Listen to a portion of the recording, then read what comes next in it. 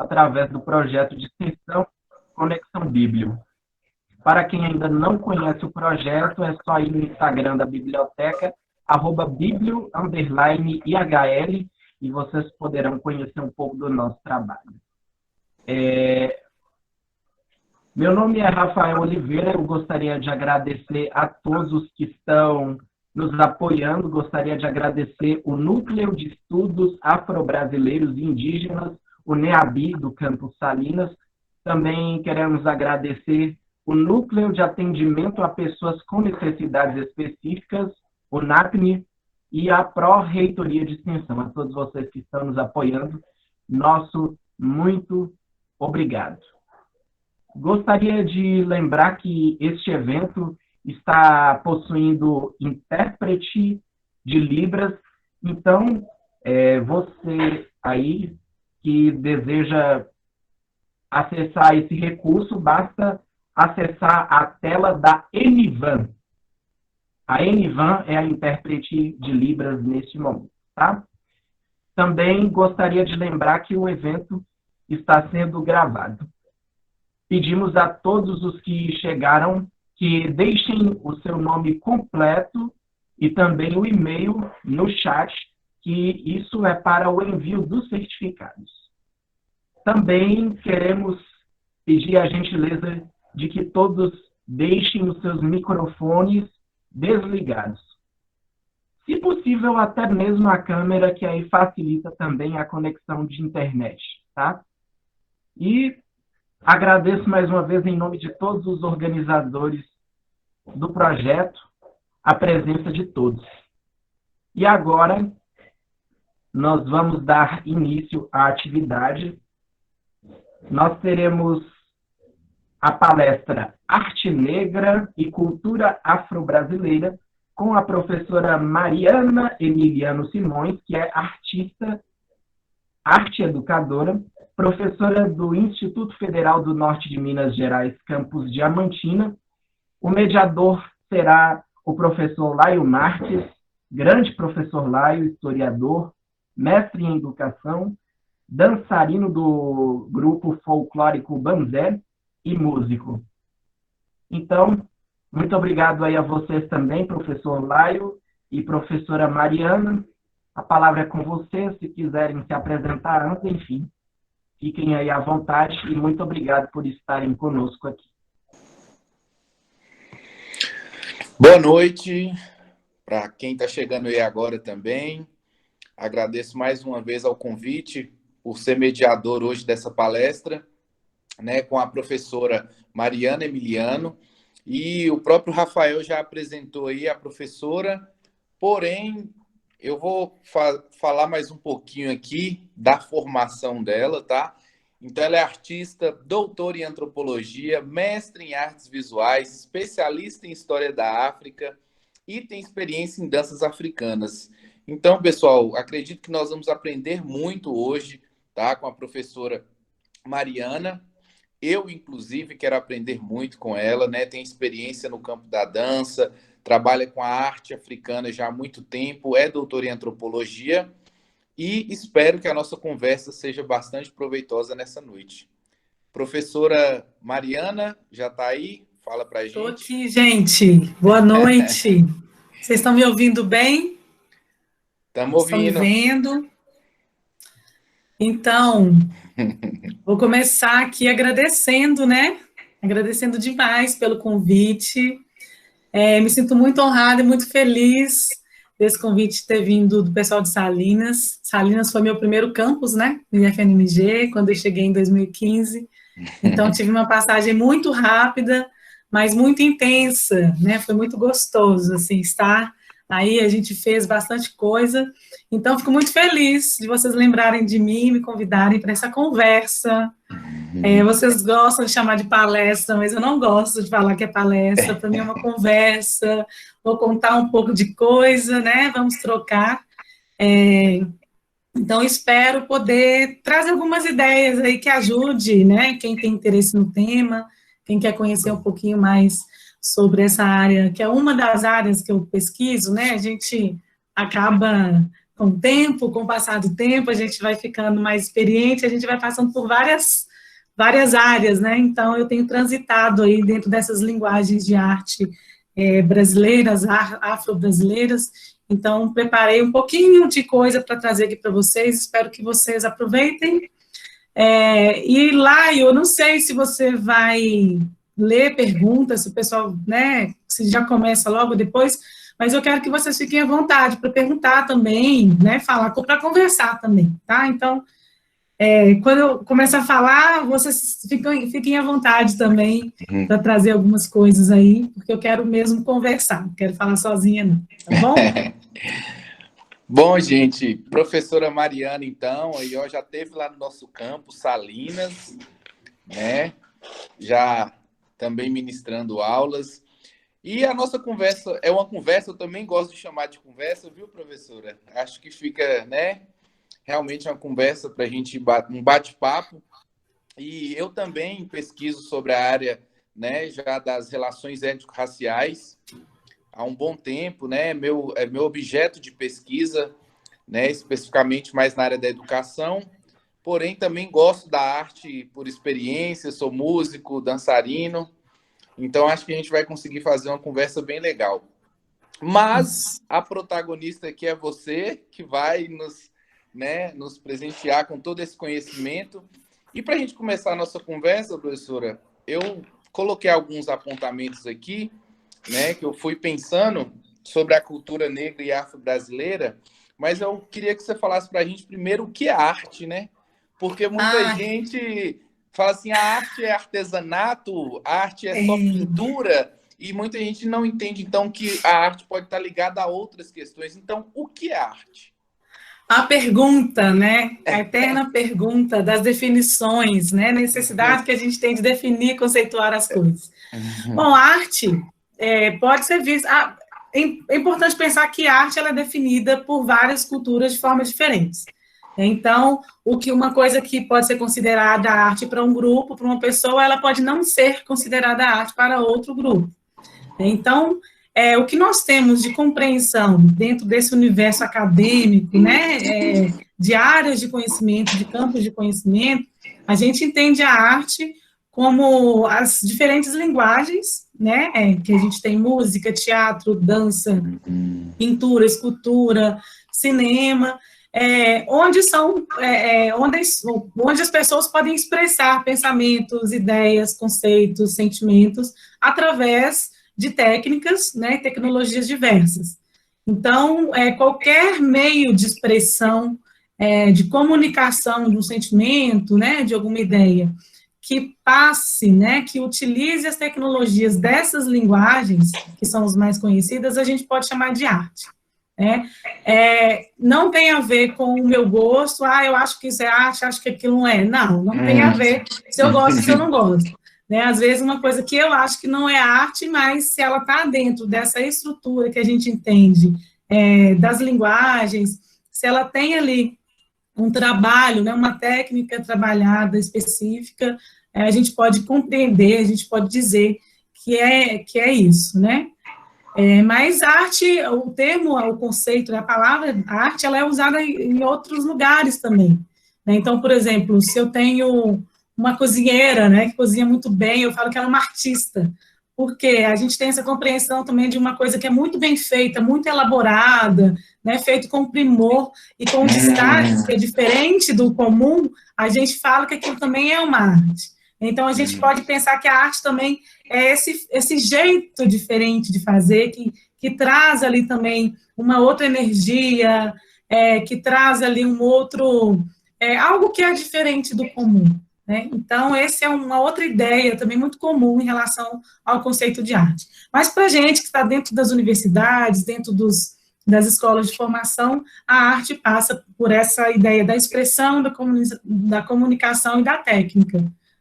Show, legal. Eu perguntei porque realmente a gente, quando fala de arte, algumas pessoas acreditam que limita a pintura ou a escultura, né? E muitas vezes não enxerga outras linguagens, né? Como um processo artístico, tanto a dança como a música, o cinema. né? E pensando aqui na questão da cultura afro-brasileira, não tem como a gente não pensar na questão da colonização e de como que essa arte africana ou afro-brasileira ela vai nascer, e eu não, se eu estiver errado, você me corrija, de um processo de resistência, né? Ou seja, todos os processos de arte ligados à cultura negra muitas vezes foi como uma forma de resistir a algo e a partir dali então surge essa arte. Isso é de fato dessa forma? Essa arte e essa cultura afro-brasileira, né? Como a própria capoeira, né? As danças, a ligação com as questões religiosas, os orixás, né? Essas expressões artísticas muitas vezes foram, como essa população não podia expressar em determinados espaços, elas foram como forma de resistência desde o processo nosso aqui de colonização. Então, faz muito sentido, é por aí mesmo, né? Você que é historiador, né, vai ajudar a trazer esse lado da história, porque não dá realmente para a gente pensar em uma arte afro-brasileira, uma arte negra brasileira, sem considerar a história do negro no Brasil, né, da população negra no Brasil. Então, somos um país ainda muito jovem, né? Se a gente pensar o tempo que nós temos de construção e de nação, então é muito recente essa conceituação, essa compreensão que a gente tem de arte afro-brasileira. Então, como você falou, essa resistência, né, que é um conceito que é muito comum, muito utilizado pelos movimentos, né, pelos direitos da população negra, pelos movimentos que buscaram liberdade, né, da população escravizada, tem tudo a ver com a forma como as expressões artísticas chegaram, né, foram trazidas para o Brasil. Se a gente pensar que no período da escravidão, os africanos que foram trazidos para cá, eles eram impedidos de manifestar suas práticas culturais, né, tanto religiosas, sociais, familiares. As pessoas eram apartadas de sua família, né? Então, a ideia era que realmente cada um fosse para um lado, para que não houvesse uma força coletiva, né, de pessoas com a mesma língua, com os mesmos costumes. Então, quando eles chegam aqui e são impedidos de continuar com suas práticas, a forma que foi encontrada aí eu não vou falar de resistência. Hoje eu estava conversando com uma amiga minha, artista, Charlene, está por aí, e a gente estava questionando exatamente a palavra resistência. Porque a resistência significa que eu resisto, que eu não vou, não avanço. E, na verdade, o que a população negra escravizada fez foi permear as formas que existiam, foi e dando um jeito, né? Encontrando espaços, né? Encontrando espaço, né? Dentro do que depois foi conhecido como sincretismo, né? Mas de usar as formas oficiais permitidas, e principalmente do catolicismo, né? Porque a religião foi um espaço muito importante durante esse processo, e de ir colocando ali os seus símbolos, os seus signos, as suas crenças. Então, esse jeito...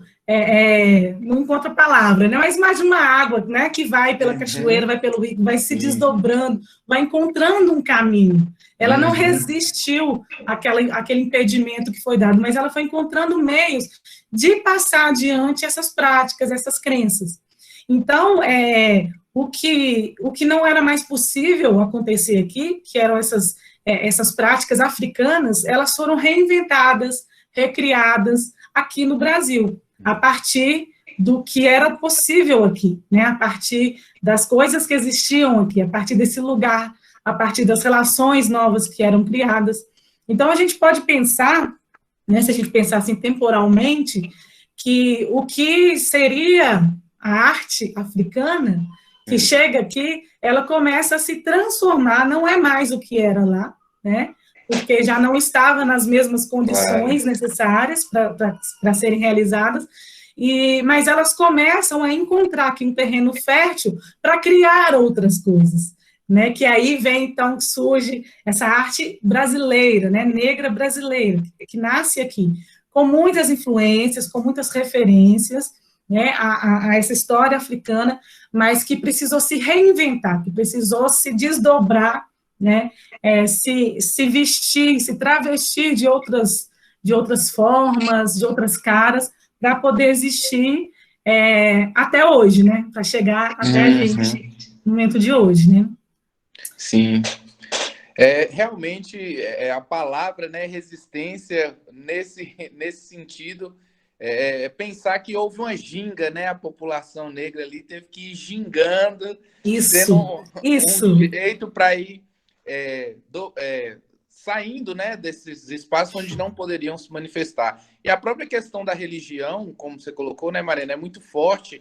O surgimento da Umbanda, né, que é esse sincretismo entre o catolicismo e o candomblé, que é oriundo da África, e essas misturas, então já não é mais uma arte genuinamente africana, mas afro-brasileira, né? Pelo fato de já estar aqui no Brasil criando de outras formas, ressignificando, digamos assim.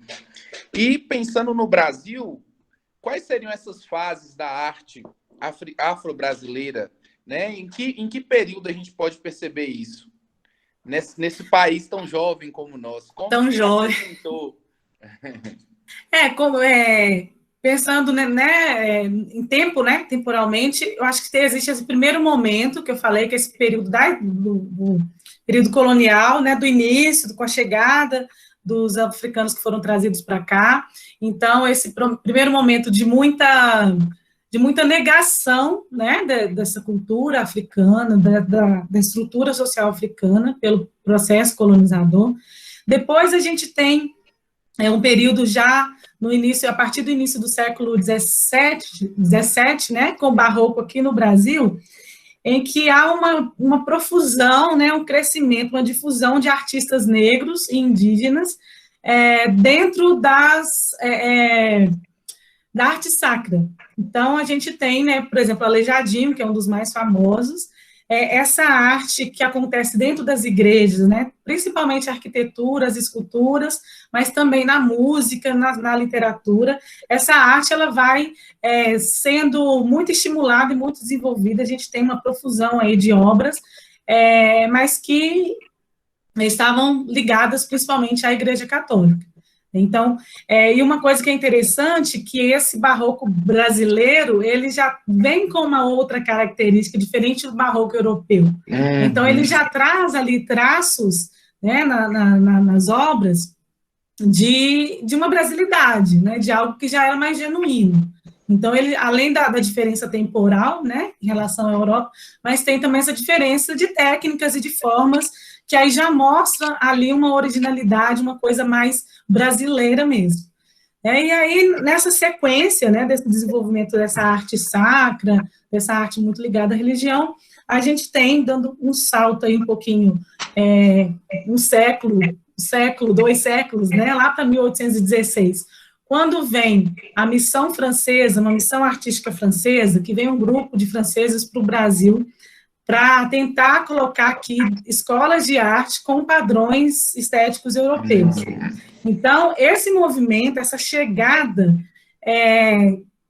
cria, né, algo que a gente vive até hoje, que é uma referência, que é um padrão estético europeu para as artes, né? São criadas as escolas de belas artes, escolas de artífices, e nessa sequência vem toda a formatação do pensamento e do conhecimento acadêmico brasileiro, a partir dessas referências europeias, principalmente francesas. E aí a gente vê que esses padrões, eles se perpetuaram, né? Esse padrão do que é o belo, o que é o bonito, né? Todo referenciado numa cultura branca eurocêntrica, que não faz muito sentido para a realidade brasileira. E também, pegando o gancho aí, quando você fala do barroco, aí a gente lembra o período do ensino fundamental, né, quando você está estudando, essas fases, né, de como que foi a arquitetura brasileira, não são levantadas essas questões desses artistas que eram negros, indígenas e que tiveram contribuição. Fala-se da estrutura, da arquitetura, mas não dá um crédito, né, para esses artistas. O próprio Aleijadinho, né, depois de muito tempo que foi se falar que ele era negro, mas por muito tempo, aquela questão também do embranquecimento dos personagens, né? O próprio Machado de Assis é uma figura que nós sabemos, né, que por muito tempo foi embranquecido devido à qualidade da sua escrita, como que uma pessoa negra, né, pode ser tão intelectual ou ser artista como era. Então, a gente não na escola isso não é muito falado ainda. É muito interessante isso, porque a gente vê a importância, né, e a falta que faz, a gente vê as caras, né?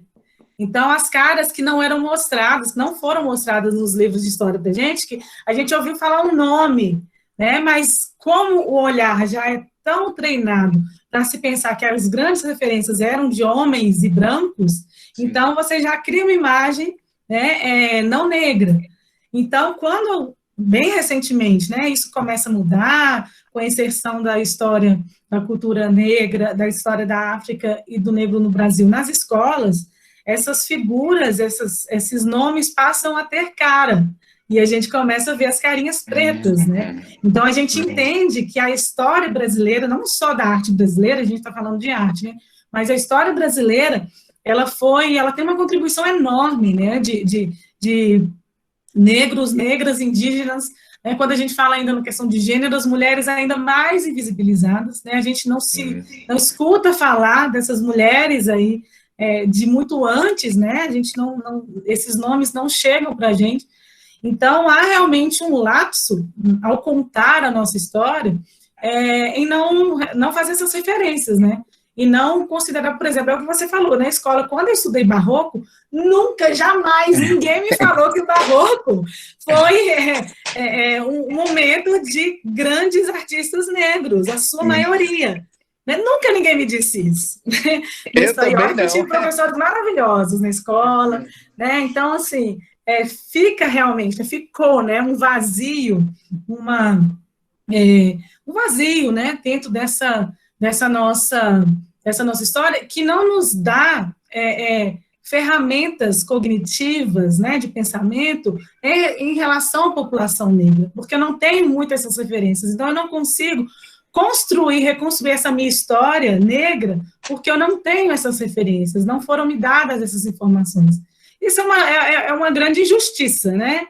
Porque foi esse processo de negação mesmo, de história de pessoas que foram importantíssimas e que são, né, importantíssimas para a nossa construção como nação, para a construção do nosso conhecimento, para a construção da nossa arte, né? Então, fazer esse retorno e reconhecer essas caras, reconhecer as origens desses artistas, é fundamental para a gente entender o que a gente está tentando entender hoje, que é essa arte afro-brasileira, né? O que é essa arte negra, de onde que ela vem, como que ela aconteceu, né? Como que ela se desenvolveu aqui. É uma questão muito recente, muito pulsante, porque está tudo muito novo, é muita novidade ainda para a gente. Sim. Não que sejam coisas novas, pelo contrário, são coisas que já acontecem há muito tempo, mas são novas nos livros, dentro das escolas, né, dentro da sala de aula. Então, é tudo muita novidade, a gente ainda se surpreende com algumas coisas, né? E não era para ser assim, né? Não, igual você colocou, a partir de 2003, que nós temos a Lei 10.639, que obriga, e aí a gente já percebe como que é a questão do racismo educacional. Nós precisamos criar uma lei para obrigar a falar sobre uma cultura que é maçante no país, né? Então, a lei ela chega para obrigar essas escolas a tratar a cultura africana e afro-brasileira, e até hoje nós sabemos que tem muitas escolas que ainda não aplicam, mas que, do ponto de vista do livro didático e de alguns trabalhos pontuais de muitos professores, e isso nós também sabemos, é que estamos tendo esse conhecimento, né? Nós estamos tendo esse conhecimento de fato, porque esse apagamento, inclusive, Marina, eu vejo como proposital, né? Claro. Esse silenciamento, esse apagamento, nós sabemos quem era, mas nós não vamos colocar, né? Então, já era proposital tentar não exaltar essas figuras e esses artistas desse período, e com certeza, como você coloca aqui, não é que é novo, mas é porque realmente, agora que muita gente fala, eu não sabia que existia tal pessoa nesse período, eu não sabia quem era aquela figura que representou isso ou aquilo, mas a gente está caminhando, né? Estamos avançando nesse sentido. E aí, pós-barroco, qual outra fase aí que depois da escola francesa? Então, aí depois, o que dá para a gente pensar é a partir já do século XX, que é um processo que eu penso que a gente está vivendo até hoje, né, que começa ali no início do século XX, que é esse surgimento do conceito, né, a partir de uma tentativa do encontro de uma identidade nacional, né, que vem um movimento ali de valorização do reconhecimento da capoeira, né, é o reconhecimento do samba, o samba deixa de ser proibido, né, algumas práticas que antes eram proibidas, elas deixam de ser proibidas, né, é importante lembrar disso, que práticas religiosas, por exemplo, elas eram proibidas, né, que muitos artefatos de arte que estavam dentro das casas de culto, elas foram parar na polícia, né, muita gente fala isso, que existe alguns museus de polícia que são, assim, tem acervos maravilhosos, né, de imensos, porque os cultos que eram proibidos, a polícia ia lá, pegava todo o material e isso acabava ficando apreendido e depois foi reconhecido aí como parte da cultura material negra, né? Então, a gente tem esse processo que vem depois, né, nessa busca de uma identidade nacional, essa busca desse termo afro-brasileiro, né, que faz aí uma busca de uma africanidade, né, do que é esse africano aqui no Brasil. Então, há toda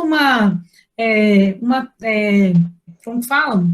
Uma efervescência, né, intelectual, que começa a fazer congressos que vão discutir questão racial, organização de exposições com artistas negros, congressos que vão falar sobre temática. Então, começa a acontecer em vários lugares, em vários âmbitos, esse debate em torno da questão racial, em torno da questão do artista negro, dessa identidade desse artista. Então, esse é um processo, como eu falei, que vem até hoje, né, porque ele não acontece de uma vez no mesmo lugar, em todas as linguagens. A gente vê que dentro das artes visuais é um movimento num certo tempo, dentro do teatro é um outro movimento que agora está pegando fogo, sabe, bem recentemente, na dança também vem um outro tempo. Então, é preciso entender também que cada linguagem ela tem uma temporalidade para a discussão dessa identidade, dessa arte, né? Então, mais uma vez, assim, é muito complexo, é um campo muito complexo. A gente acha que, eu vou falar de arte afro-brasileira, beleza. Né? Uma hora eu vou falar de arte afro-brasileira. Não vou, galera. Não vou, porque a arte afro-brasileira é a história, né, que a gente tem que entender. Como funciona isso na dança, como funciona no teatro, na literatura, na música, nas artes plásticas. Nossa, é um universo imenso. Mas que a gente está tão acostumado a não falar, a não conhecer, que quando a gente olha, a gente acha que é tudo a mesma coisa, né? Então, preciso entender, assim, que existe esse processo de reconhecimento, de crescimento, de desenvolvimento técnico dos artistas, e ele vem acontecendo, né? Então, desde aí do começo, de 1900 e pouco, até hoje. Então, a gente tem...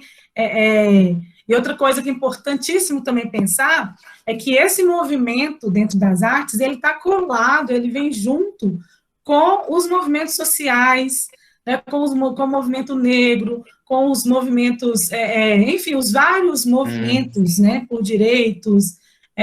Isso na nossa história brasileira é uma coisa que é muito latente. Assim, a gente precisa reconhecer que a arte ela veio muito colada nesses processos sociais, né? Hoje, talvez... Não vou falar de hoje agora, depois a gente chega hoje. Mas, enfim, né? Está tudo muito junto. Então, esse desenvolvimento, por exemplo, das cotas raciais, a Lei 10.639 que você falou. Então, tudo isso, né, reverbera no movimento artístico, reverbera na produção artística brasileira de uma forma muito própria, né, do Brasil. Agora, Mariana, quando você coloca aí que é impossível falar, né, em uma hora, com certeza mas é interessante também como que quando se fala da cultura e da arte afro-brasileira, e aí por isso você pontuou vários movimentos de diversos tempos, as pessoas tentam fazer algo único, no sentido também de diminuir. Né? Então, há uma narrativa. O que é cultura afro-brasileira? A cultura brasileira, a comida, a feijoada, o futebol, o samba. E aí, mais uma vez, vem o imaginário, né? E as simbologias de que cultura afro-brasileira está ligada ao samba e tudo. E aí a gente não consegue penetrar nesses outros movimentos artísticos e artistas. Né? Então, essa tentativa de é uma coisa, e você mesmo, né, acabou de dizer que passa por vários tempos, momentos, e aí você falou do teatro, me lembra que o Abdias do Nascimento, né, quando ele cria o primeiro Teatro Experimental do Negro, em 1945, já com o intuito de trazer artistas negros para esse espaço que não era ocupado, né? Lembra o Bloco Ileaie, em Salvador, 75, né, que também é um movimento que vai surgir. Não, se não tem bloco para preto, nós vamos fazer o nosso. Então, é interessante pensar realmente que essas questões artísticas nascem ligadas aos movimentos sociais, o movimento negro, como, enfim, só te concordando com você mesmo, né? Mas também para a gente frisar isso, que não é uma coisa só. Né? Essa tentativa de folclorização também, né? De que é só algo ligado ao folclore, tá? Não. Né? Ou seja, há outros espaços de ideias, de intelectualidades que não deixam de ser arte, né? Bem, você lembrou uma coisa que eu não falei, era para falar lá atrás, né, da coisa do folclore, né, inclusive,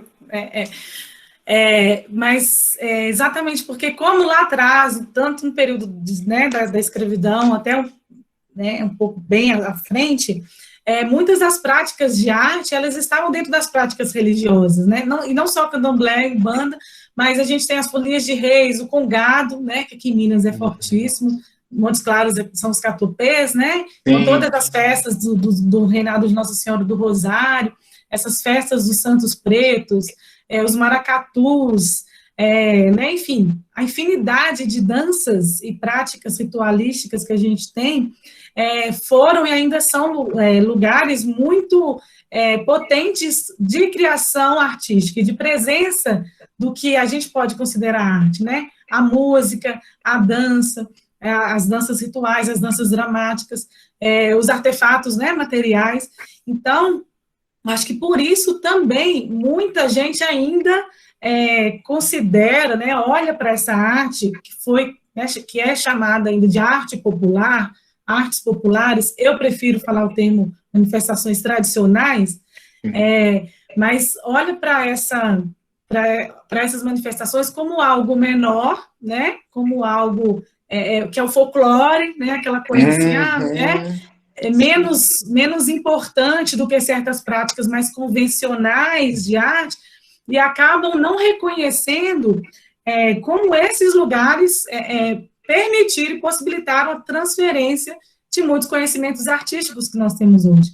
E, principalmente, uma coisa que é importantíssima também a gente pensar em contraposição com a academia, que prega, né, que passa um conhecimento técnico a partir de técnicas reconhecidas por um padrão, né, e por escolas europeias. A gente vê que nessas práticas tradicionais existem várias técnicas, né, técnicas orgânicas, digamos assim, técnicas de transmissão de conhecimento através da oralidade, que se perpetuam, são fortíssimas, são riquíssimas, e que muitas vezes a academia demora muito a reconhecer.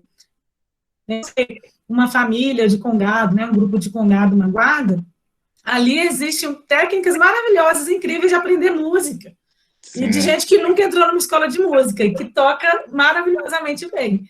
Né? Técnicas de ensino de dança. Você que dança também, né? Eu também passei por essa experiência de dança, de grupos com danças parafolclóricas. A gente sabe que é muito difícil. Né? E para aquelas pessoas que são ali desde criança, elas têm formas de conhecimento, elas têm acesso a um conhecimento corporal, cognitivo, musical, que às vezes a gente fica anos dentro da escola tentando ter e não consegue. Não consegue. Então, reconhecer a potência dessa técnica que está ali arraigada, que está ali na raiz de quem vive o cotidiano, o dia a dia, exatamente a gente reconhecer como que essa arte, no Brasil, ela ganha essa força, como que ela é única, porque ela só acontece ali, né, naquele lugar, naquele ambiente, e ela não pode ser considerada deslocada daquele contexto. Então, é muito potente, é muito forte, é muito rico, e não tem nada a ver com a tendência, o objetivo e a forma eurocêntrica de separar as coisas. Isso aqui é música, isso aqui é dança, isso aqui é oração, isso aqui é um canto. Não, é tudo ao mesmo tempo. Eu estou rezando, cantando, tocando, batucando, tudo ao mesmo tempo, contando história, porque o meu corpo está ali contando uma história, o meu movimento está contando uma história. Então, está tudo junto. Essa sabedoria, né, dessa corporalidade afro-brasileira, ela é muito única, né? Eu particularmente sou muito apaixonada, né?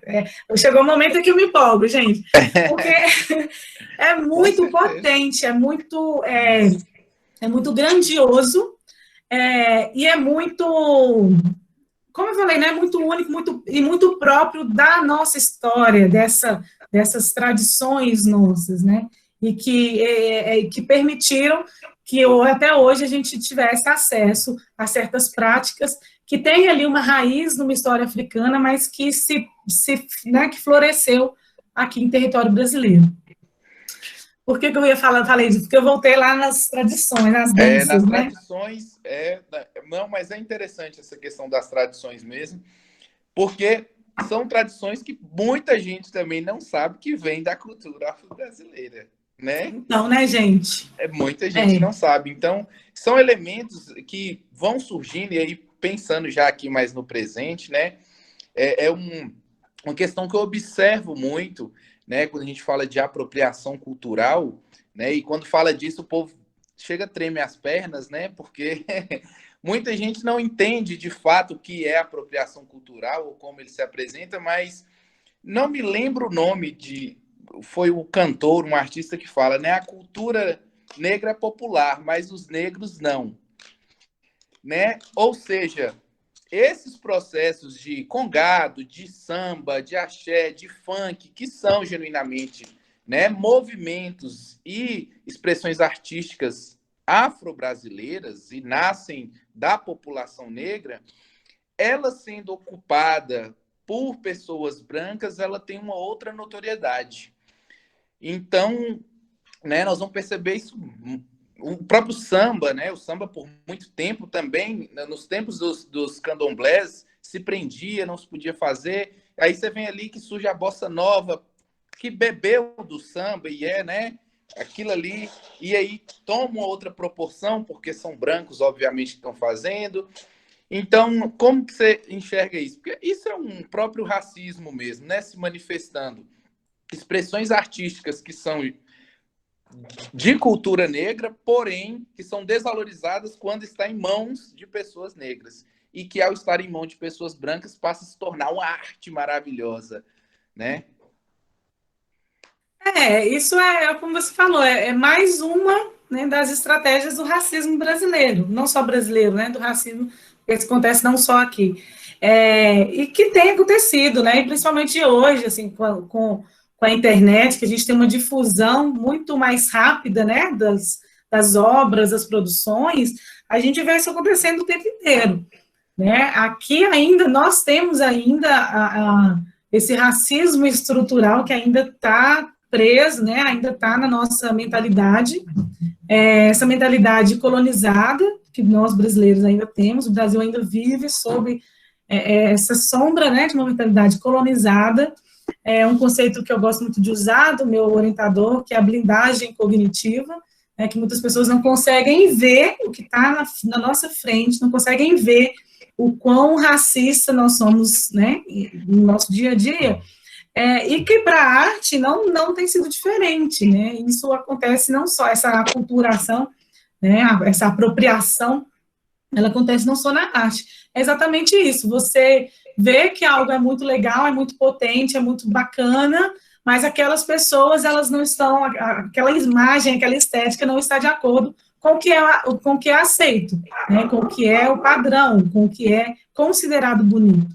E como nós temos essa construção, né, do que é o bonito, então o meu olhar estético, ele é um olhar que é construído, né? Eu fui construída, minha mente foi construída para considerar que o príncipe encantado, ele vai ser branco de olhos azuis, e não um homem negro de cabelo black power. Então, desde criança, é construída na minha cabeça essa imagem. Né, construída a imagem de uma mulher bonita, uma mulher loura de cabelo liso. Um corpo magro, um corpo branco, enfim. Nós recebemos aí essas informações o tempo inteiro, e quando, então, eu vou valorizar, reconhecer um artista, ou falar que ele é bom, que não é, eu já vou com esse olhar que vai julgar. Né? Então, essa indústria, esse mercado cultural, ele reproduz, né, da mesma forma, essa mentalidade, essa padronização que vem, né, e que tem ainda muito da ideologia do embranquecimento, né, que aí é outra história, outra aula, a gente vai falar lá atrás, né, desde aí, que até hoje, né, a gente vê as artistas, né, quantas artistas, homens e mulheres, se embranquecem, né, para serem mais aceitos. Isso eu não estou falando de Michael Jackson, gente, eu estou falando de agora, 2020, né, vocês vão saber aí mais do que eu, né, quem que operou o nariz, quem que alisou o cabelo, quem que tirou, né? São vários casos. Por quê? Por que eu tenho que consertar o meu nariz para ser aceita, ser famosa e vender mais disco? Por que eu tenho que adequar a minha imagem para ser, né, uma cara que vende mais? Isso é muito cruel, né? Isso é muito violento, e é também uma forma de desvalorização dos artistas negros e negras, né? Porque tem muita gente com trabalhos maravilhosos, com coisas incríveis, mas que não passam pelo crivo, né, da estética que é aceita dentro dos museus, dentro das galerias, dentro dos grandes palcos. Então, muita gente fica para trás aí, nesse crescimento artístico, porque não estão dentro do padrão da imagem que se vende. Da imagem, né, que vende, né? Porém, a arte passa, né? E é um dado... A arte passa. Né? Ou seja... Em alguns casos, né? Não em todos, mas, assim, pensando aqui, principalmente no campo da música, isso é muito nítido, né? Demais. Da música, ou até mesmo da moda, a gente consegue observar isso. Quando surgiu aqueles passinhos mesmo dos funks, todo mundo... Houve uma criminalização, passou 2 meses que um outro ali cantor branco começou a fazer, todo mundo, que legal, que show, inventou, sendo que aquilo ali já fazia parte da cultura, né, negra há muito tempo. Então, a questão da arte tem que estar gingando, mas a gente também conseguiu observar como que há essa apropriação, que é uma tentativa de apagar também esses artistas negros que são responsáveis por aquela cultura criada.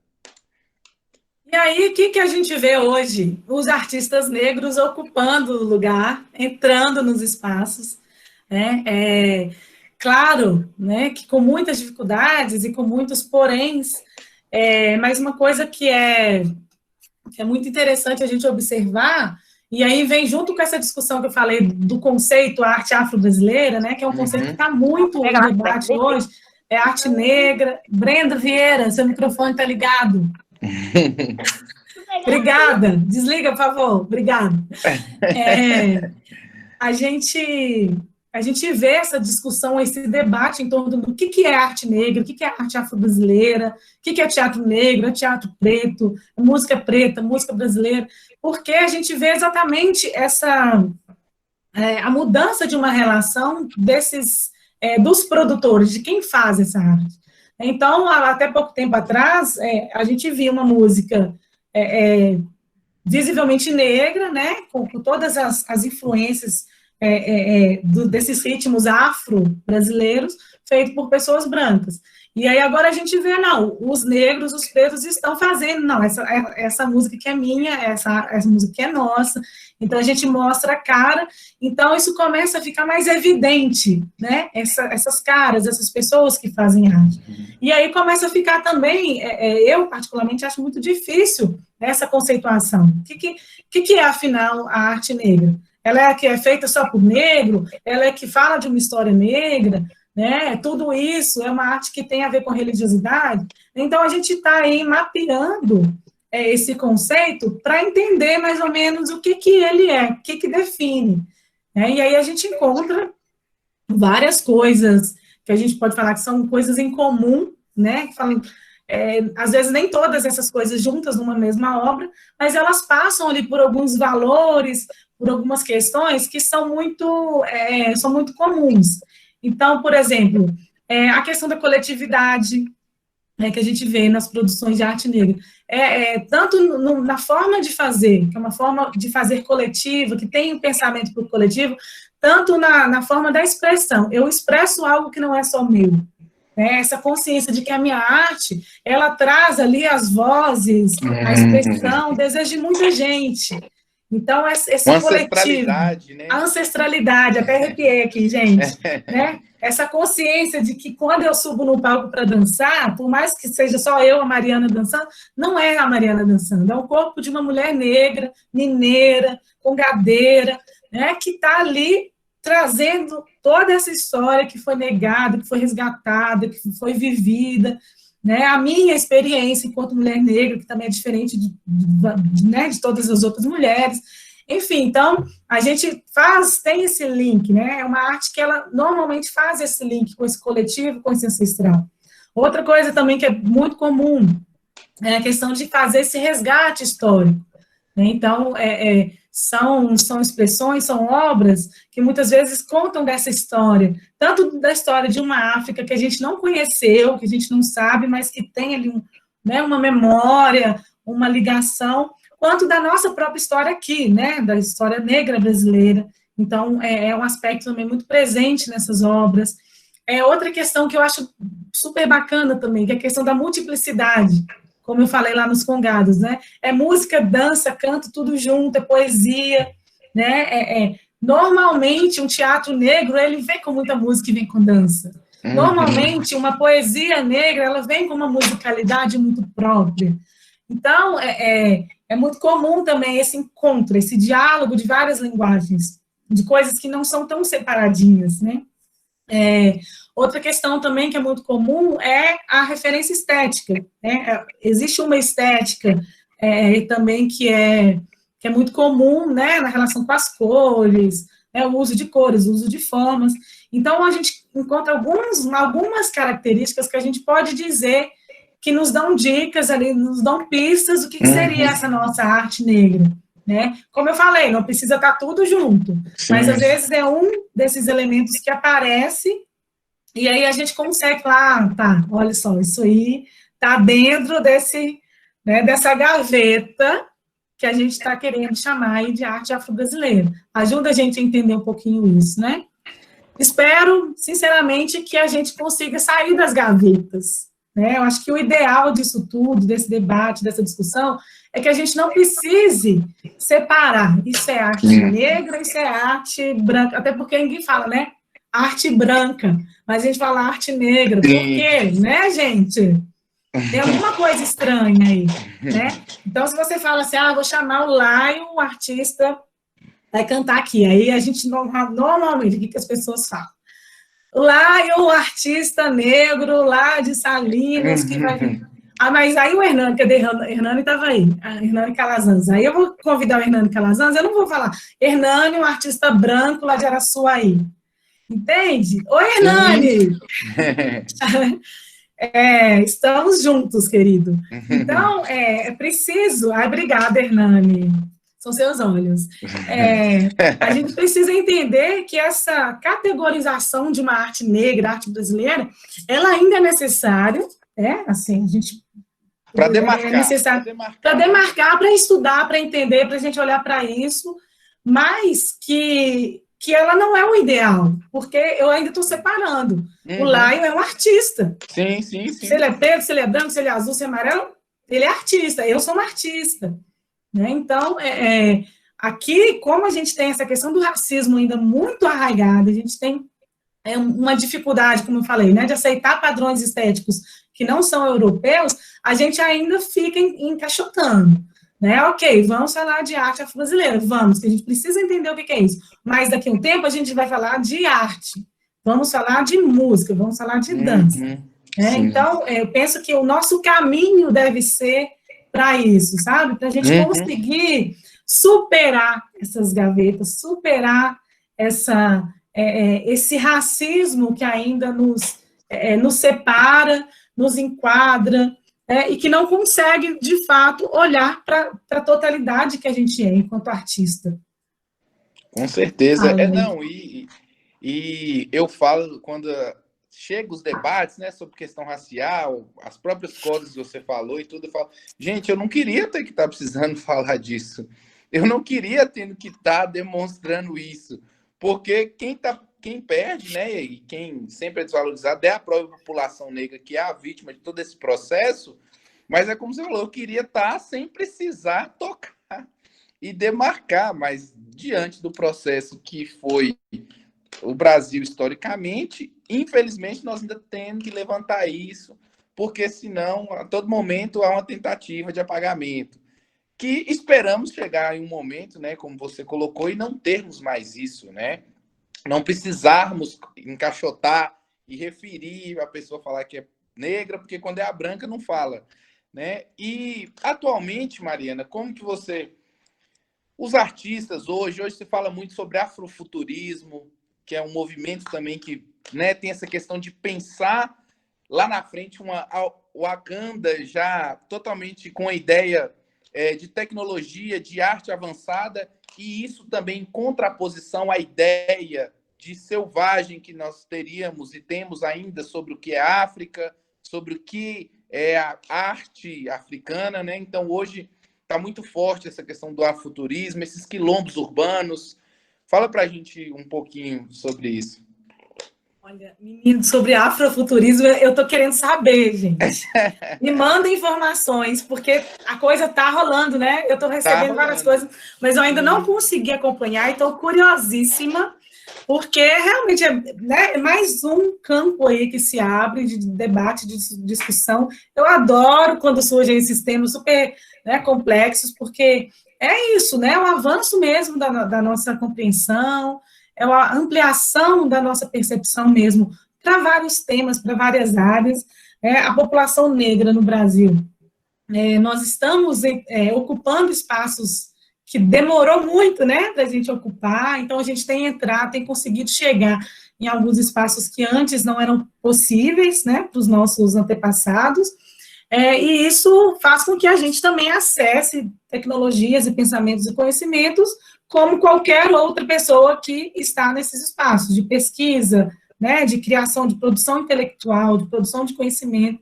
E aí, é claro, né, que a partir do momento que eu entro nesses espaços, eu levo toda a minha bagagem, né, que é diferente da bagagem de qualquer outra pessoa que está nesses espaços.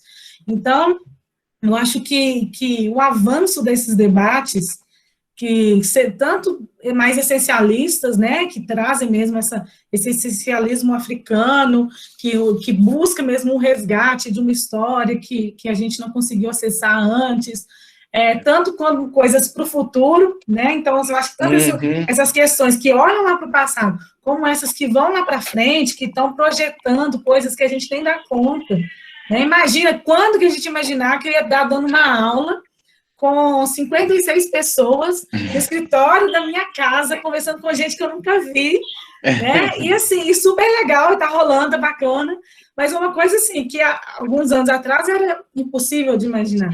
Então, o que será que pode ser possível ainda mais para frente? Então, eu acho muito bacana que a galera esteja projetando esse futuro, projetando novos modos de viver, novos modos de ser, a partir de referências africanas, afro-brasileiras. Acho que é isso, e que outras pessoas façam isso também a partir de referências indígenas, de referências, enfim, né, de outras culturas, que não seja só a branca europeia católica, né, que nos formou e que até hoje nos impõe o que é certo e o que é errado.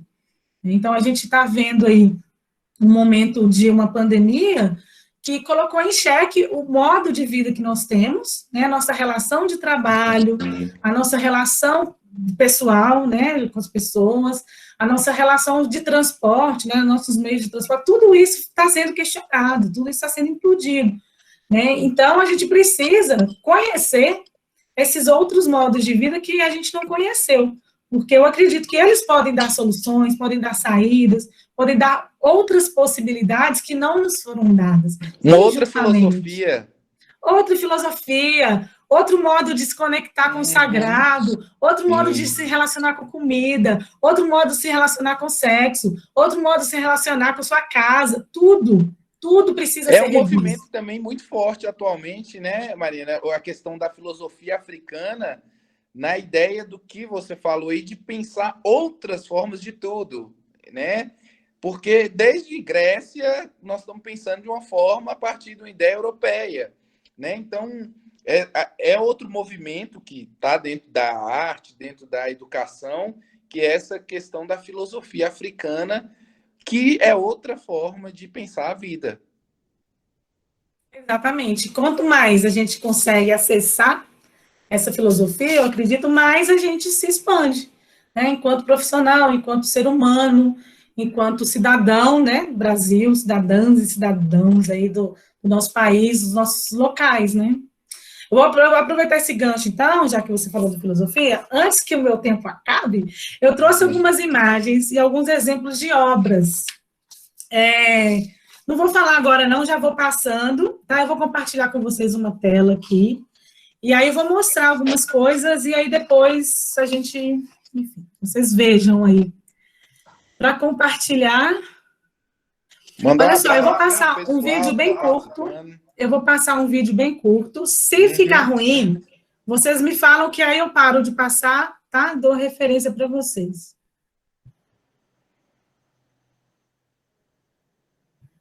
Espera aí, opa, cadê? Compartilhar. Ai, gente, tá vendo as tecnologias? Achei, consegui. Estão vendo aí? Vocês estão vendo, gente? O vídeo. Pronto, começou o vídeo.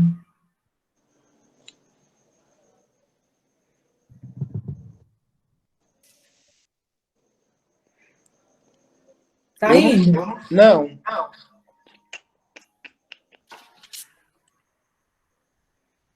Sim, agora sim. Foi. Sabrina colocou que sim.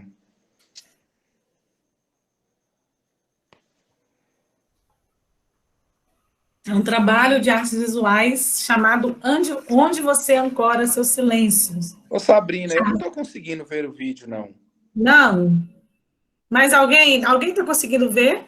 O pessoal tá. Então é só você lá.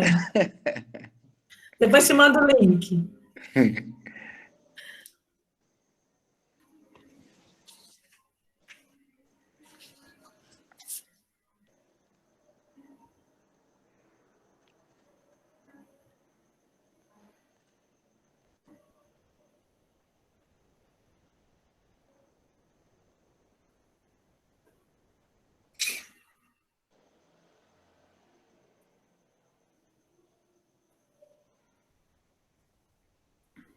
A Charlene é mineira, de Nova Era, artista.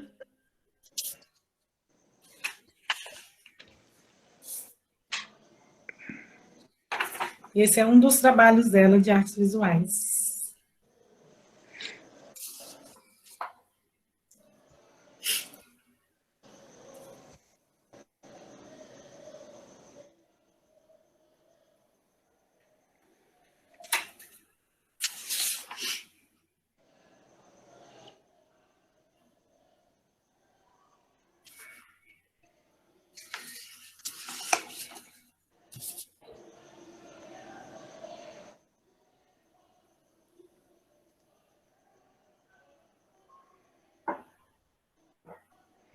Tá sem som.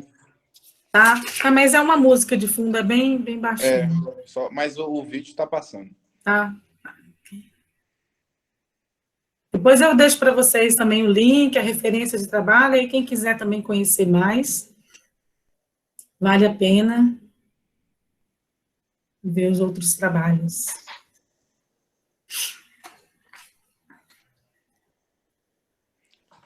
Diamantina tá muito frio? Ô, menino, fala não. Nossa, aí faz um frio. Ventinho gelado. Vou passar para frente, tá? Só para a gente avançar no tempo. Não avançar tanto. Essa é a imagem de outro trabalho da Charlene, chamado Das Avós, que é um vídeo performance, que ela participa como performer, uma obra da Rosana Paulino, que é uma artista também brasileira, super reconhecida. Esse é um outro trabalho do Posse Faça Pó, que é uma palestra em intervenção artística. Esse códigozinho, gente, é do Instagram da Charlene. Coloca o celular, as tecnologias, que eu morro de medo. Coloca a câmera do celular na frente e vocês conseguem acessar o Instagram da artista. Aqui, eu trouxe imagens de teatro, com 2 espetáculos. Esse espetáculo Galanga Chico Rei, com direção do Maurício Tizumba, que conta a história de Chico Rei. E esse é o espetáculo Gota d'Água Preta, do Gé Oliveira, em São Paulo, que faz uma remontagem do texto do Chico Buarque, que foi feito, né, anos atrás com atores brancos só, e ele faz uma remontagem com atores negros. Esse é um espetáculo de dança, com direção da Carmen Luz, espetáculo Chica, que faz referência à história de Chica da Silva, né, daqui de Diamantina, inclusive. A Carmen dirige a Companhia Étnica de Dança, e é uma dança contemporânea, né, com muita influência de uma corporalidade afro-brasileira, com dança negra, na verdade, como a Carmen prefere chamar. E aqui um poema que eu vou ler daqui a pouquinho, mas, ok, parei, voltei. Estão me vendo? Então, voltei. Eu trouxe algumas, gente, só para pincelar, só para dar um gostinho de algumas obras aí.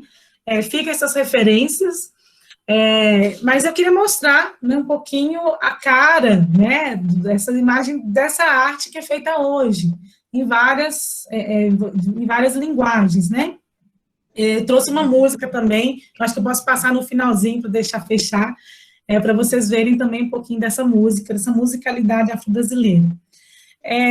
Não vou fazer análise das obras, impossível fazer isso agora, mas eu só vou trazer um trechinho, assim, eu tive uma conversa com a Charlene hoje, gente, Charlene Bicalho, minha amiga há mais de 20 anos, super orgulhosa, né, de ser amiga de uma grande artista, uma pessoa que tem um trabalho maravilhoso, hoje ela mora em São Paulo, e hoje a gente conversando, né, sobre essas questões que a gente tem falado aqui hoje, e ela trouxe uma coisa muito bacana, assim, sobre essa arte negra, isso que a gente está chamando de arte negra no Brasil, que é uma capacidade de alinhar poética, política e ética nos trabalhos. Então, quando eu falo dessa potencialidade da arte negra, e dessa multiplicidade de formas e de linguagens que a gente encontra nelas, eu acho que é realmente essa capacidade de trazer os nossos valores, né? A nossa ética, a nossa estética, a nossa forma de fazer política, a nossa forma de resistir, né? Que seja, mas também de transpor, né, as dificuldades, não só de resistir, mas de transpor, de ir além, de transformar a partir da arte e das nossas técnicas, as histórias, os dramas, os conflitos, os amores, as dores, as alegrias, né, de que nós temos enquanto seres humanos nessa experiência aqui no Brasil. Então, eu gostei muito disso que ela fala, né, exatamente esse encontro, assim, essa poética, política e a ética, que é a arte, né. E para fechar, eu vou terminar com o poema da Conceição, gente, eu vou ler para vocês. Conceição Evaristo, né, uma poetisa, escritora também, que mostra para a gente uma literatura super forte, potente, e eu trouxe o poema Inquisição, ao poeta que nos nega. Enquanto a Inquisição interroga a minha existência e nega o negrume do meu corpo letra na semântica da minha escrita, prossigo. Assunto, não mais o assunto dessas vagas e dissentidas falas. Prossigo e persigo outras falas, aquelas ainda úmidas, vozes afogadas da viagem negreira. E apesar de minha fala hoje desnudar-se no cálido e esperançoso sol de terras Brasis, onde nasci, o gesto do meu corpo escrita levanta em suas lembranças esmaecidas imagens de um útero primeiro. Por isso prossigo, persigo acalentando nessa escrevivência não a efígie de brancos brasões, sim o secular senso de invisíveis e negros queloides, selo originário de um perdido e sempre reinventado clã. Forte! Façam as análises, né? Mas essas obras que eu trouxe hoje, eu acho que elas dizem por si, né? Mostram ali vislumbres disso que a gente entende, ou tenta entender como essa arte de influência negra no Brasil, né? É isso. Pergunta, comentário? Pois é, eu acredito que nós estamos caminhando para o final da nossa conversa, né? O nosso tempo já foi. Já foi, mas quando a conversa é boa, a gente perde o tempo, né, Mariana? Vai indo, né? Mas o pessoal aqui comentou bastante, elogiou, né? Pediram para depois deixar o link também do vídeo, né? Sim. Colocar o link do vídeo. Maravilhosa, show, Mari, super adoramos. Juliano, Belo, Olá, Bela, Jaciele colocou. Boa abraço. Boa noite, Mariana. Olá, Oi. O Rafael, ele anotou as perguntas para fazer, se vocês permitirem que ele faça. Sim, claro. Você? Sim. Ótimo. E aí, eu vou ler alguns comentários também que eu acho pertinente para a construção aqui, e inclusive eu gostaria de parabenizar. Vocês dois já se conheciam há bastante tempo, né? Porque aí foi bem legal. Conhecido hoje esse menino. Eu já ouvi falar de lá. Mas nunca tínhamos conversado, primeira vez. Que legal, porque foi uma conversa muito legal, tá? Uma construção muito linda. Eu estou, assim, muito feliz. Espero que o pessoal esteja aí gostando também e aprendendo. Eu aprendi muita coisa hoje. Eu falo com o Laio que eu aprendo todo dia com ele, e agora mais uma pessoa para me aprender. Muito obrigada, Mariana. Eu quero fazer um comentário, antes de ler, na verdade, um comentário, né, que é do professor Alex, que ele comenta assim com a gente. Deixa eu só me organizar aqui, né, para não fazer... Ele comenta a respeito de Machado de Assis, que até hoje é muito difícil que as pessoas compreendam que Machado de Assis era negro.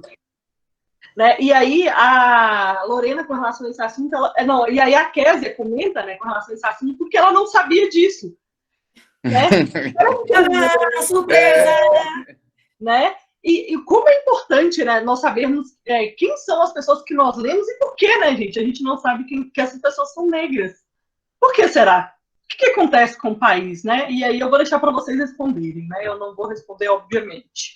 Outro comentário aqui que eu achei interessante é do Pedro Bárbara. Está sempre na moda ser negro, desde que você não seja um. O racismo nesse país é para além de desumano. São os comentários que ele trouxe. O Rogileu Ferreira... Não, na verdade, foi uma pergunta, eu vou deixar para a Rafa essa pergunta. O Eduardo do Carmo trouxe assim: como a história do rock também, que foi criado por negros e que levou a fama de rei do rock, foi Elvis Presley, que porventura curtia a música antes de se tornar um astro musical. Sim. O professor Jamerson, ele traz a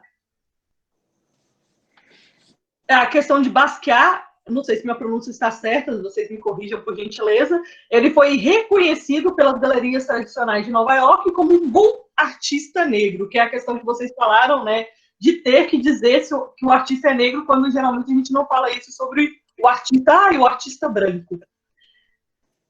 O Hernani traz para a gente que precisamos valorizar a alma do artista, não a cor do artista. Ou se falarmos de cor, que seja para unirmos, não para separarmos.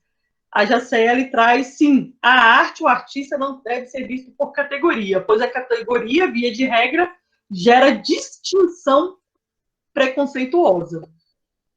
Aí eu vou deixar vocês comentarem esse, passar as perguntas para a Rafa, e aí depois a gente volta com mais comentários interessantes. Começo, Laio. Vamos lá, Machado de Assis.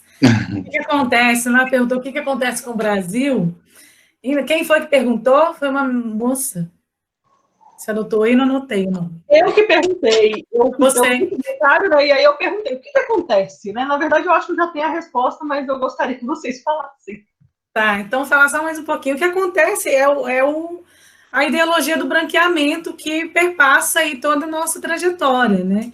Desde lá, 1930, comecinho, enfim, né, o professor de história depois, em outro momento, as perguntas, esse processo aí do pós-abolição no Brasil, em que houve uma tentativa de clarear a população branca, né, trazendo europeus para cá, um processo de imigração, não se clareando a população, né, e aumentando o número de uma população mestiça, viu-se que, na verdade, tinha um número muito maior de mestiços, né, chamados de mulatos, né, que é um termo pejorativo para negros, e houve, então, toda uma tentativa política e, né, intelectual de criar uma ideia de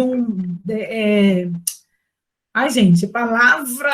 de uma convivência, né, de uma boa convivência, a democracia racial, né, esse mito de que aqui todo mundo convivia bem, negros, brancos, índios, conviviam em paz, e que e esses valores brancos, né, tanto na estética quanto no pensamento, enfim, foram sendo colocados, né, para a população daqui, com toda essa ideologia que a gente chama, né, da ideologia do branqueamento, com uma tentativa de embranquecer a população.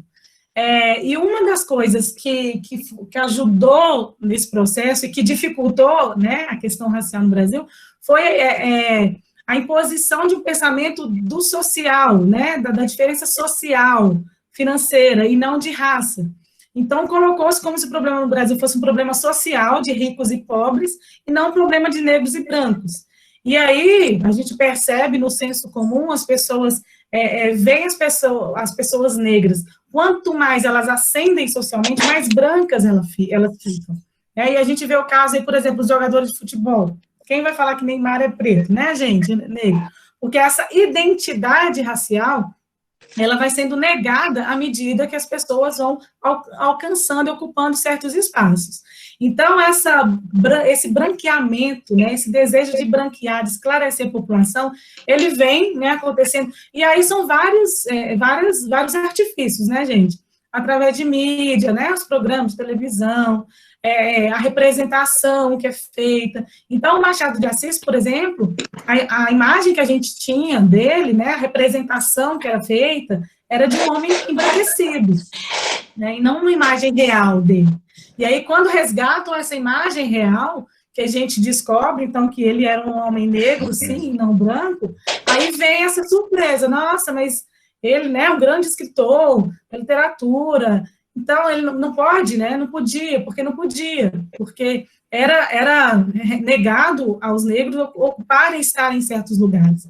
Então, o que acontece é isso, toda essa ideologia de embranquecimento, esse ideal do embranquecimento, né, a mulher, ela consegue alcançar um pouquinho mais de lugar, a primeira coisa que faz é alisar o cabelo, né, é usar roupa menos chamativa, né, tentar ficar mais próxima de uma mulher branca, né, as relações, né, com quem você se relaciona, e a gente vê isso passar também pelas relações de afeto, né, então, a partir do momento que eu acesso alguns lugares, eu vou me relacionar com homens brancos, não com homens negros, então a gente vai sendo orientado, né, nós vamos sendo levados a buscar, né, estar mais próximo do que é branco, porque esse branco, ele é socialmente mais aceito no Brasil.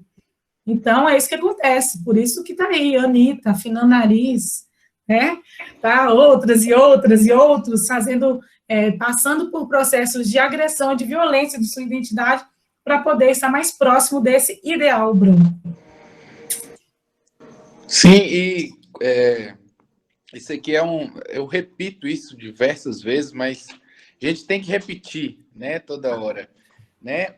A identidade que o Brasil escolheu na sua formação pós-abolição e a partir da República, foi o ideário branco. E eu vou trazer só um caso para vocês terem uma ideia. Eu estava até aqui do meu lado, mas aí eu vou aproveitar esse livrinho aqui, Diploma de Brancura, Política Social e Racial no Brasil, de 1917 a 1945. O livro, o que é interessante a gente pensar? Que pensou-se em branquear não só biologicamente, mas ideologicamente, né?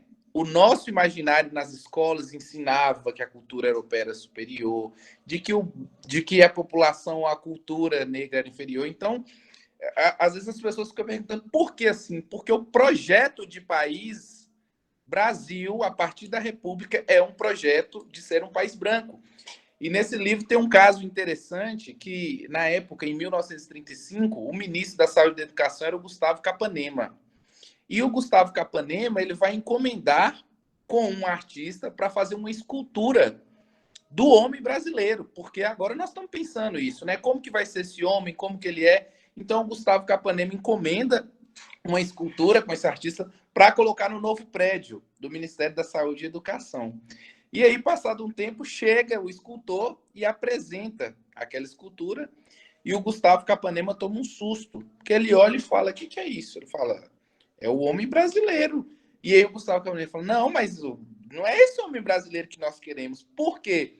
O homem era um homem mestiço, né? Era de tamanho médio. E ele falou, não, nós queremos um homem branco, alto, viril, para colocar na frente do prédio. Então, é pensar que isso, nós estamos falando de 35, que está aqui, do lado nosso, né? Pensando historicamente. E então, sempre buscou-se ser um país branco. E isso com as imagens. O Machado de Assis, nós vamos ver isso nas pinturas. Então, o que acontece? Toda vez que era construída uma pintura do rosto do Machado de Assis, afinava-se o nariz dele na própria pintura, colocava, né, o rosto dele com mais claro, sempre para tentar aproximar o máximo, né, de um homem branco. Então, isso é cultural. A questão do rock também, sim, levantado, né? Nós sabemos que o rock nasce da cultura negra. Chuck Berry já fazia rock antes de Elvis Presley, mas que vai cair na mesma questão. Quando eles encontram o Elvis Presley, o que acontece? Essa música vai dominar o mundo, mas nós precisamos de um branco cantando ela. Porque para ela fazer sucesso tem que ser um branco e não um preto. Então, por isso, e é claro que aqui ninguém está dizendo do gigante que é o Elvis, né? Do seu talento, nada disso. Nós estamos falando de que, obviamente, quando o ritmo surge, ele vai ser contemplado como representante branco daquele ritmo que nasce também das culturas negras ali, né, nos Estados Unidos, enfim. E a questão da cor, que alguém colocou, realmente não precisamos, mas atualmente ainda precisa. Né? Eu falo, né, nós precisamos demarcar, sim, ainda, para dizer, até porque nós sabemos que nós que somos pretos e pretas desse Brasil, né, que muitas experiências levam um esforço maior para chegar a algo ou para conseguir algo. Então, quando se fala aquela artista negra, também é voltar nessa ancestralidade e dizer, ela precisou, né, passar por determinados processos para chegar onde chegou. Então, por isso, ainda vem acompanhado de se falar o artista negro, e é como a própria Mariana que nos ensinou, né, o certo, e precisamos caminhar para que não se precise, mas atualmente ainda é necessário fazer essa demarcação. Isso. Acho que teve mais alguma... Acho que foi isso, mais ou menos. Eu fui falando, você também, Mariana, se quiser comentar. Não, tá, estou contemplado. Temos algumas perguntas, aí eu queria pedir que, assim, fosse um pouquinho mais sucinto, porque questão do tempo, nós temos algumas perguntas, pouco mais de 7 perguntas, e a primeira é do Juliano Gonçalves. Ele pergunta para a professora, como você vê o essencialismo de pautas raciais como teatro preto, performance preta, a música negra, e frente a essas mesmas expressões sem o marcador racial? Como que eu vejo esse essencialismo? Eu acho que é algo que ainda é necessário, né? Como eu falei mais cedo, assim, atualmente, nós temos essa discussão sobre a conceituação da arte negra, a arte afro-brasileira, ela ainda é muito recente. Então, a partir do momento que a gente acessa as universidades, os espaços de pesquisa, os espaços de criação, essas questões começam a surgir, né? E principalmente essa necessidade de definição, porque a gente ainda tem essa necessidade de definir as coisas, né? Então, eu acho que o essencialismo ele é importante para que as pessoas olhem para dentro, né, como se fosse mesmo aquela necessidade de enxergar por dentro o que tem, se fortalecer enquanto linguagem, enquanto espaço de criação própria, e a partir dali, então, começar a olhar para fora, levar seus trabalhos, né, eu acho que ainda não temos condições de definir, de julgar, de saber onde isso vai parar. Eu acho que essas discussões, elas são muito presentes. Quando eu comecei a dançar, lá no começo de 2000, eu dançava dança afro-brasileira, é um termo, o pessoal da dança aí sabe, quando a gente fala afro-brasileiro, a gente já tem uma imagem, né, de um estilo. Hoje, essa dança chamada de afro-brasileira, ela já é chamada de dança negra, né, já se mudou essa terminologia, considerando que que essa compreensão de negra, ela tem mais a ver, ela consegue dar conta melhor do que o que era chamado de dança afro-brasileira. Então, os conceitos, eles são fluidos, né, a arte negra, a arte por si só, ela é fluida, ela está em transformação, então, eu acho importante que a gente use o nome, tira o nome, experimenta outro, né, a gente precisa fazer isso, para ver o que dá, para ver o que cabe melhor, para ver qual roupa vai servir melhor na gente depois. É igual experimentar roupa. Você veste uma, veste outra, essa aqui é melhor. Eu acho super importante. Mais alguma pergunta, Rafael? Mais alguma pergunta? Sim, ainda tem mais algumas. Rosileu Ferreira pergunta: descolonizar é importante do ponto de vista artístico, e o acesso da oportunidade de apresentação? Desculpa, não entendi. O acesso? O acesso da oportunidade de apresentação. Apresentação da obra, da arte? Da obra de arte? Deve ser, né? O acesso da oportunidade. O Rosileu poderia, por favor... Isso, Rosileu, o acesso de apresentação.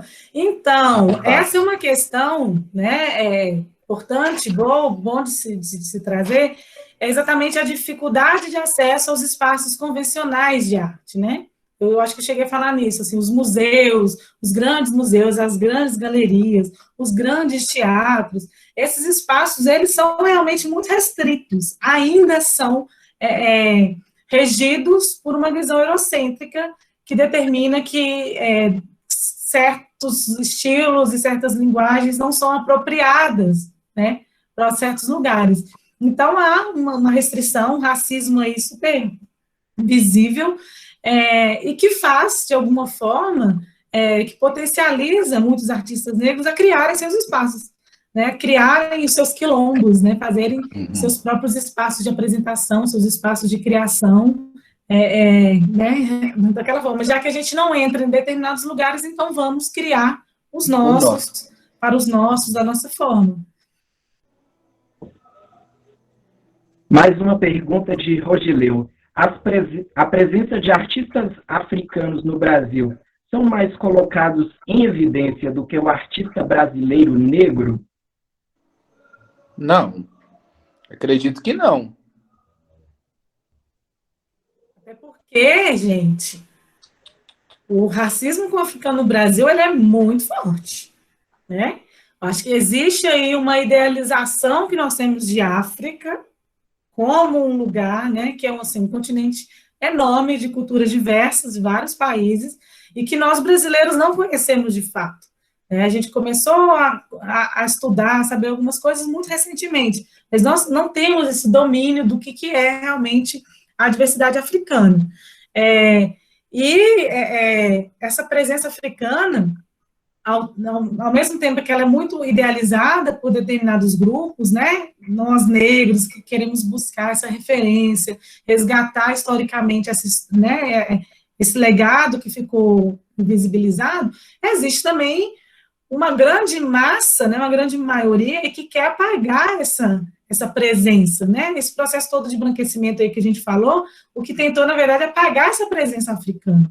Né? Então, muitos dos símbolos, dos signos que permaneceram, eles foram revestidos, né, de uma cara branca europeia mais aceita, e a religião fez isso muito bem, para exatamente apagar essa presença. Então, a gente tem essa relação ainda, ela não é muito resolvida nesse sentido, né? E a gente não, eu pelo menos eu conheço poucos artistas africanos no Brasil, por exemplo. Conheço alguns, mas que têm a mesma dificuldade dos artistas negros para acessarem, né, os grandes espaços. Então, é uma relação ainda também com muito racismo, com muita discriminação. A penúltima pergunta vem da Lorena Mendes. Ela comenta que na comunidade dela, de Nova Matrona, é uma comunidade quilombola, existem grupos de capoeira. A Lorena pergunta se esses grupos de capoeira são considerados uma arte. São considerados o quê? Arte. Arte? Ah, sim. Eu te pergunto, Lorena, vocês se consideram artistas? Se vocês se consideram artistas, acham que aquilo que vocês estão fazendo é uma arte para vocês? Tem um significado de um trabalho artístico? Sim. Quem sou eu, quem somos nós para falar que não? Né? Agora, se for considerar arte no sentido do trabalho, né? Então, o artista, aquele que ganha vida, né? Ganha dinheiro fazendo arte, aí talvez vocês vão responder assim, não, porque a gente não ganha vida fazendo capoeira, jogando capoeira, né? Mas que existe essa diferença também, né, do artista profissional, que é a pessoa que se dedica a trabalhar com isso, né, ganha o seu sustento cantando, dançando, enfim, e tem o artista que é chamado de amador, que é mais lindo, né, que ele faz porque ama, não ganha dinheiro com aquilo, mas tem essa arte como prática, né, como algo que é essencial aí para a sua vida. Então, eu acho que são vocês que têm que dizer, né, se vocês se consideram artistas, se vocês... Lembrando que, né, porque também a gente gosta, não, tem que considerar que uma arte, ela precisa de treino, ela precisa de técnica, ela precisa de tempo de dedicação, né, ela precisa de um cuidado. Então, se a gente faz aquilo com esse cuidado, então toda semana a gente ensaia, a gente vai apresentar, a gente tem né, toda a organização, toda a estrutura que um produto artístico tem, né, precisa, então são vocês que precisam se reconhecer ou não enquanto artistas. Um abraço aí para Nova Matrona, estive lá no passado, viu, Lorena, na escola estadual aí, inclusive dando uma palestra sobre consciência negra. Um abraço, viu, para todo mundo aí de Nova Matrona. E para fechar as últimas perguntas, professora Jaciele pergunta para a professora Mariana. Mari, e quando ocorre um processo de afroconveniência, como pensar? O Juliano Pereira pergunta, hoje nota-se essa conveniência em ser negro para ocupar vagas nas políticas públicas afirmativas. Como você pensa essa ambiguidade? E essas foram as últimas perguntas. Ótimo, então afroconveniência, vamos lá. Mais uma das estratégias do racismo brasileiro, dissimulado, sacana, né, malandro, esse racismo que ele vai dando voltas para conseguir beneficiar aquelas pessoas que se acham no direito de se beneficiar dessa desigualdade. Vou falar do ponto de vista da arte. Alguns anos atrás, com né, os governos, os últimos governos que fizeram várias políticas afirmativas, e não só nas universidades com as cotas raciais, mas também no âmbito da cultura, com editais de fomento à cultura negra. Houve um processo enorme de fomento, né, de incentivo às produções de artistas negros e negras, vários editais com financiamento, dando dinheiro, abrindo espaço, né, para que essa arte negra brasileira pudesse conseguir respirar, né, e se projetar para certos espaços. Uma coisa terrível que aconteceu foi exatamente pessoas não negras, normalmente os grandes produtores e diretores, aquelas pessoas que já tinham acesso ali aos espaços artísticos, que se apropriaram de uma estética negra, de artistas negros, né, da musicalidade, das danças, criaram seus trabalhos usando essa estética e esse conceito, né, da arte afro-brasileira para entrar nos editais e entrar nos espaços. Eu já assisti algumas coisas e, assim, me doía a alma de ver a reprodução da exploração da arte, do trabalho, né, da população negra. Então, isso acontece da mesma forma quando a gente pensa nas cotas raciais, as pessoas não negras que tentam, né, que entram confiando aí no processo de autodeclaração, de autoidentificação, e querem se beneficiar, né? Então, por que eu não? Ah, já que é só falar que é negro, então eu vou falar que eu sou negro e vou entrar. É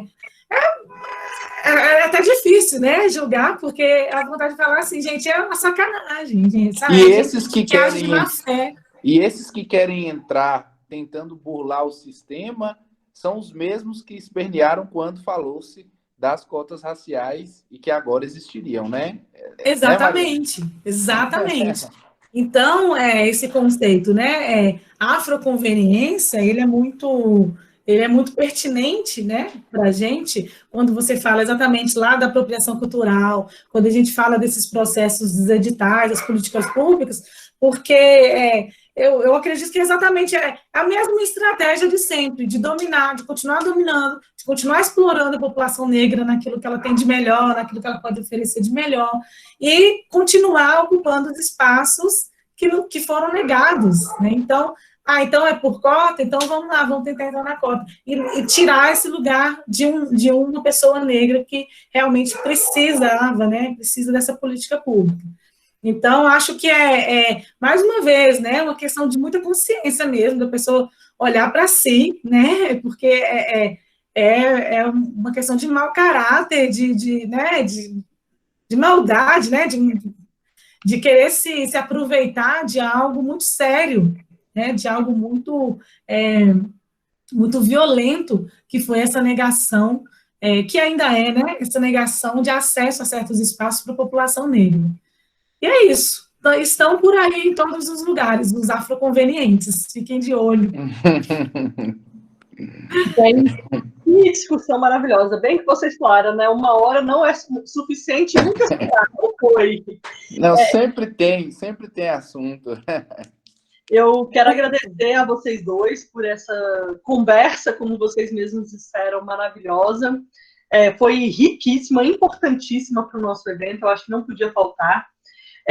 Eu quero informar que nós teremos uma atividade agora, mas nós vamos dar 5 minutinhos para dar tempo do Rafael ir beber água, né, que ele é nosso apresentador, e o pessoal também que precisar ir beber água. Gente, não saia, uma apresentação artística com ex-estudantes e estudantes do nosso IFMMG, tá? Vai estar maravilhosa, bem legal, as meninas prepararam poesia, música, então vai ser bem legal, tá bom? Aí, professora Mariana, obrigada. Professor Laio, muito obrigada também. Eu realmente não tenho nada assim a falar, porque foi incrível. Obrigada, gente. Quero agradecer mais uma vez a todos vocês que ficaram aqui, me ouvindo falar, eu ir lá e falando. Fico muito feliz que vocês estejam dispostos a fazer esses debates, a ouvir sobre isso, é importantíssimo. Principalmente a gente numa instituição de ensino, a gente precisa falar e refalar, quantas vezes for necessário. Estou à disposição para o que precisarem.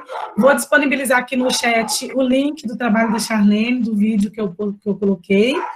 E qualquer coisa, estou por aqui. Tá bom? Muito obrigada, Lai. Prazer conversar com você, adorei. Amigos, vamos conversar mais. Bom, pessoal, quero agradecer também todo mundo que participou com a gente.